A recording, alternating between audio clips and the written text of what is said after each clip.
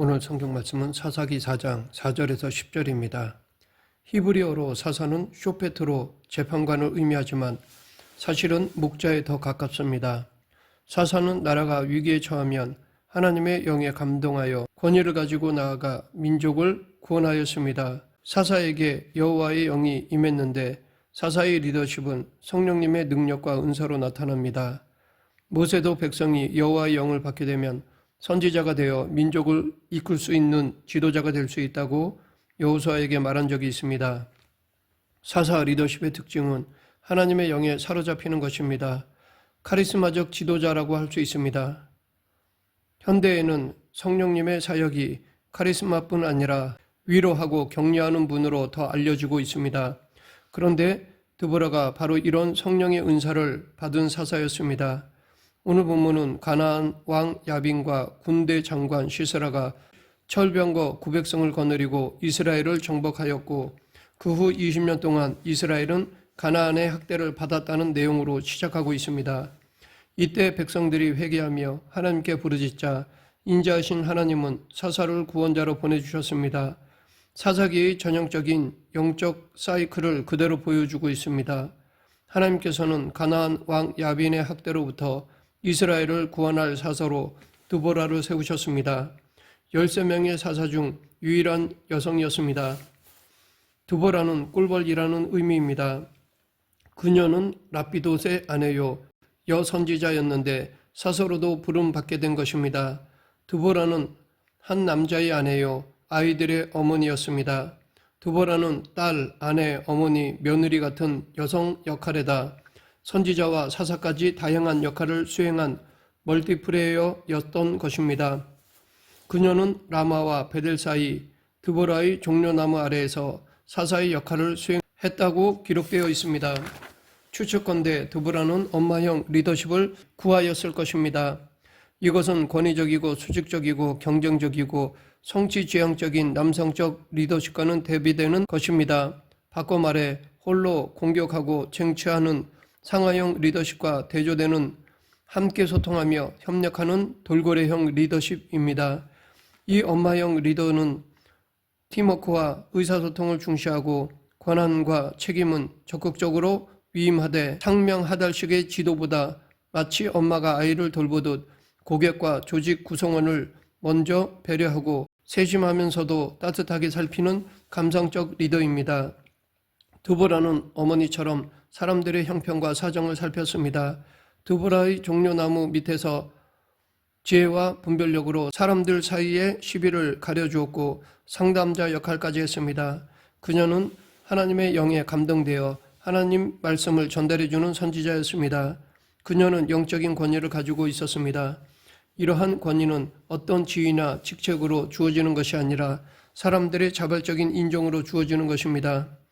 왕이 없어 제 소견에 오른 대로 행하던 시대, 그 어떤 권위도 인정하려 하지 않던 시대에 사람들이 드보라의 종려나무 밑에 와서 판결을 받고 순복했다는 것 자체가 그녀의 권위를 대변해주고 있습니다. 다른 사사들은 군사적인 위용을 떨쳐 민족을 구원한 뒤에 사사로 인정되어 재판의 업무를 수행한 것과는 대조를 이룹니다. 드보라는 직접 군대를 지휘하지는 않았지만 바락을 세워주고 격려하여 그가 용사가 될 수 있도록 했습니다. 아비노함의 아들 바락을 불러서 하나님의 말씀을 전달하고 사명을 감당하도록 격려했습니다. 오늘 본문 7절 내가 야빈의 군대 장관 시스라와 그의 병거들과 그의 무리를 기송 강으로 이끌어 내게 이르게 하고 그를 내 손에 넘겨주리라 하셨느니라. 그러나 바락은 드보라가 동행해 줄 것을 요구하며 그녀의 권위와 신뢰를 자신에게 부여해 줄 것을 부탁했습니다. 이것은 어찌 보면 바락이 믿음이 없는 것처럼 보입니다. 하나님의 말씀이 명백히 그의 귀에 들려졌는데 드보라의 동행 여부에 따라 자신이 갈지 말지를 결정한다는 것은 바락의 영적 수준을 드러내는 것이 아닌가 하는 생각이 듭니다. 그러나 바락의 두려움은 이해할 만합니다. 가나안 왕 야빈이 갖고 있다는 철병거 900대는 가나안의 우월한 군사력의 상징이었습니다. 당시 철기 제품을 만들 수 있다는 것, 그 철기를 활용하여 병거를 제작할 수 있다는 것은 그들의 기술력과 군사력의 수준이 어느 정도인가를 가늠케 합니다. 신속성과 기동성, 파괴력이 두려움의 대상이 되었을 것입니다.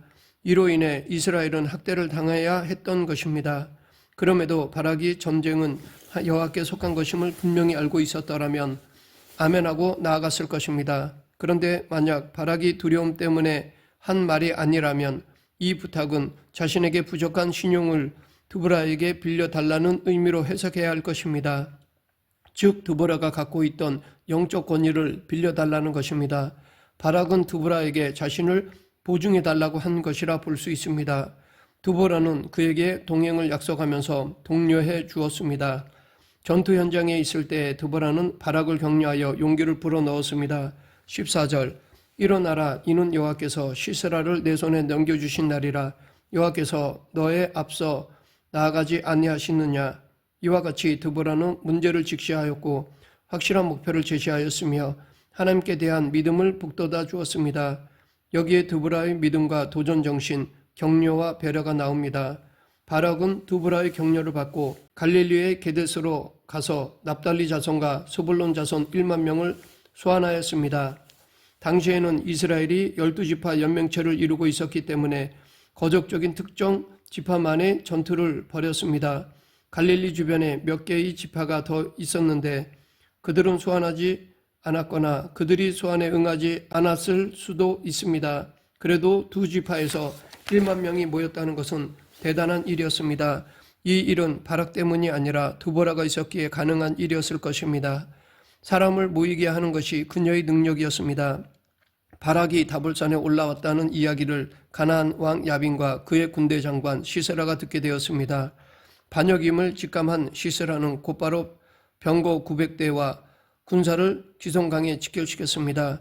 이제 이스라엘과 가나안의 일전이 이스라엘 평지 기송강 주변에서 펼쳐질 것이었습니다. 전술상으로 볼 때 이스라엘은 평지를 피해야 했습니다. 평지에서는 병거가 큰 위력을 발휘하기 때문입니다.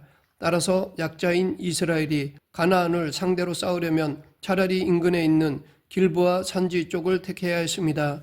하지만 하나님의 지시에 따라 이스라엘은 다볼산에 올라 집결했고 곧 전투는 평지에서 벌어지게 되었습니다.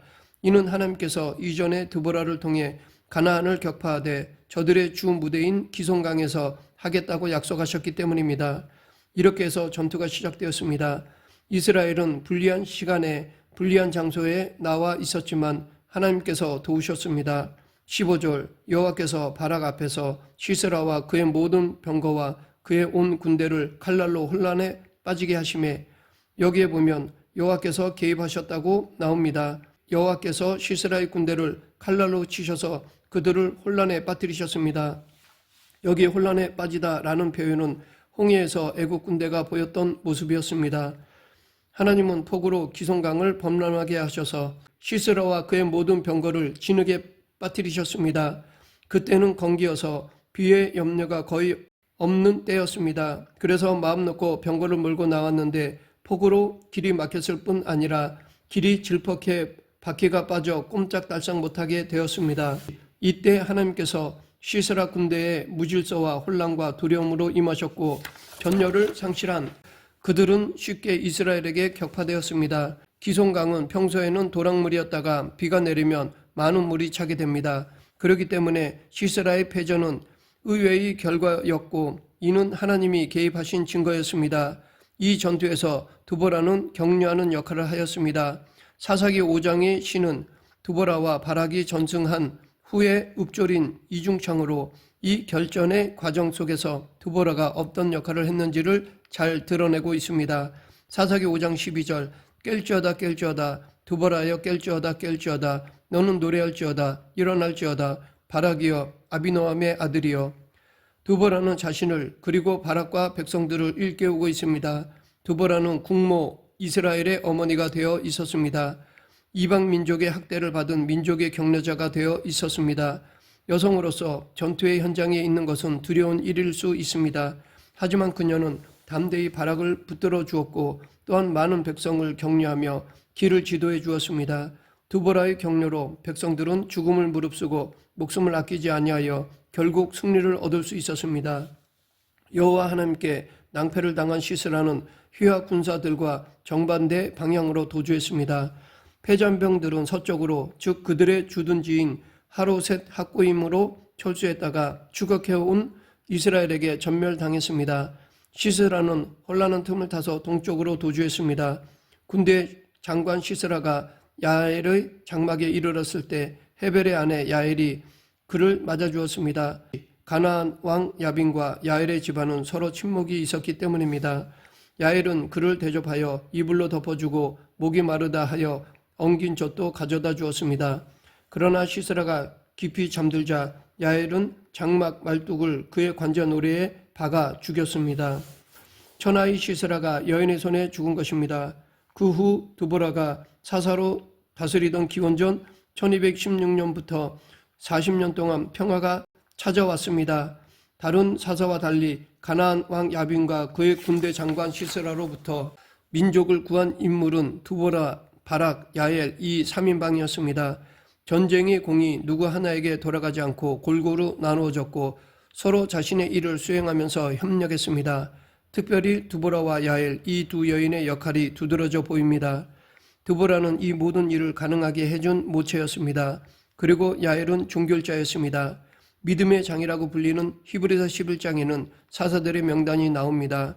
그런데 거기에는 드보라 대신 바락이 나옵니다. 바락을 세워주고 드보라는 뒤로 빠진 것입니다. 하지만 우리는 드보라의 중심적 역할을 잘 알고 있습니다. 자식들이 공을 세우도록 도와주고 조용히 무대 뒤로 사라진 엄마의 모습이 여기에서도 보이고 있습니다. 이처럼 현대사회는 동기를 유발하고 격려하고 세워주는 사람, 서로 연합하여 좋은 팀워크를 이룰 수 있는 배려하는 리더십이 필요합니다. 예수님도 격려하시는 사역을 많이 하셨습니다. 어부들을 제자로 부르셨을 때에도 나를 따라오너라 내가 너를 사람을 낚는 어부가 되게 하겠다고 하셨습니다. 기적적인 고기잡이 후에 주신 약속과 격려의 메시지였습니다. 변화산 아래서 어떤 아버지가 자신의 귀신 들린 아들이 치유될 수 있느냐고 물었을 때도 할 수 있거든이 무슨 말이냐, 믿는 자에게는 능히 하지 못할 일이 없느니라 라고 하셨습니다. 뿐만 아니라 누가복음 15장에 나오는 세 가지 잃은 것에 대한 비유에서도 잃은 한 마리 양을 찾는 목자, 한 드라크마를 찾는 여인, 탕자를 영접하는 아버지의 이야기를 통해 우리는 하나님의 모성적인 모습을 볼 수 있습니다. 베드로가 신앙 고백을 했을 때도 바요나 시몬아 내가 복이 있도다. 이를 내게 알게 한 이는 혈육이 아니요 하늘에 계신 내 아버지시니라 라고 격려하셨습니다. 예수님은 제자들이 성장하여 하나님 나라를 확장시키는 데 크게 쓰임받기를 원하셨습니다. 그리고 승천하실 때 내가 세상 끝날까지 너희와 함께 있으리라 라는 약속도 남기셨습니다. 타락하고 악한 세상은 험담하고 흠을 찾고 실수를 지적하고 실패를 조롱하며 사람을 낙담시키지만 격려는 다른 사람을 탁월하게 고무시킵니다. 다른 사람의 가능성과 장점을 보고 기뻐합니다. 격려의 핵심은 그 사람의 가치를 인정하는 것입니다. 우리는 사도행전에서도 격려의 사람을 발견할 수 있습니다. 바로 바나바입니다. 그의 이름은 격려의 아들이라는 뜻입니다. 안디옥 교회에서의 바나바의 성품과 사역은 바나바는 착한 사람이요 성령과 믿음이 충만한 사람이라 라는 말 속에 다 들어 있습니다. 명실공히 그는 격려하는 사람이었습니다. 바나바는 기독교계의 신앙의 거장인 바울을 격려하여 세웠습니다. 바울이 바울된 요인 속에는 바나바의 격려 사역이 있었습니다. 바나바는 바울로 하여금 교회로 들어와 형제들과 교제할 수 있도록 다리 역할을 해주었습니다. 뿐만 아니라 다소에 오랫동안 치과하던 바울을 시리아 안디옥 교회로 초빙하여 공동 목회를 한 사람도 바나바였습니다. 바나바는 바울을 격려하여 기독교의 위대한 사역자가 되게 하였습니다. 후에 실패했던 마가도 다시 격려하여 세워주었습니다. 말씀을 맺겠습니다. 리더는 조직이 나아갈 방향을 보여주고 이끌어주는 사람입니다. 또한 격려함으로 이끌어주는 사람입니다.